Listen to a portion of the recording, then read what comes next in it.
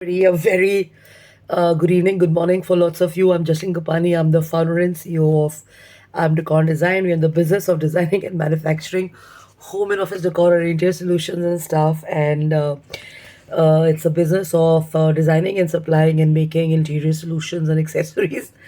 And I hope everybody's had a great day. And if you see me giggling, it's because this book that I have before me is hilarious. I've kind of linked it to a situation, a persistent situation which keeps coming upon me. Because people love to complain, people love to talk, people love to talk about what's going wrong in their lives at times and stuff like that. So I just opened up this book, which is a New York seller, and it's talking about changing your attitude and stuff like that. And it's ironic that something was playing on my mind about a conversation at the golf club, and what's appeared before me is absolutely the same.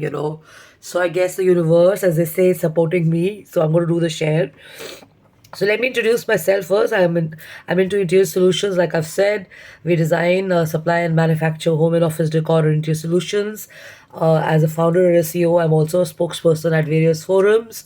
So I've spoken in various summits and networking forums, and in meetings in India and abroad. Also, wherever I've had an opportunity on various topics of concerns and stuff.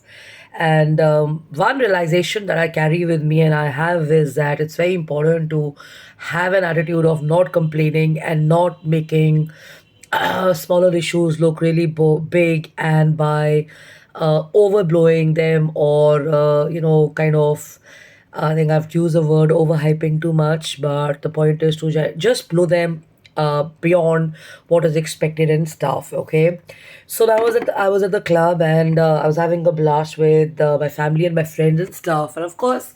It was interesting. The weather is nice, and people are watching sports, and people are in the bar drinking, making merry, having fun. And there's this one group of people sitting there, and we could just hear them laugh like crazy. And that's what was really interesting about the place, laughter. And I was telling my family, I was like, you know what, it's great to be out in a place where there's life around, because who the hell wants to kind of get stuck into issues and persistent messes and troubles of people and stuff like that. Okay, so here's the author. He says sometimes we want company, and we're looking at people who are unloading all the issues and problems and complaints on to the world or to other people, or in the groups that they've become friendly with, acquainted with, or they have a cause or a concern that they're talking about, where they are not uplifting and energizing anybody, but they're actually sharing it.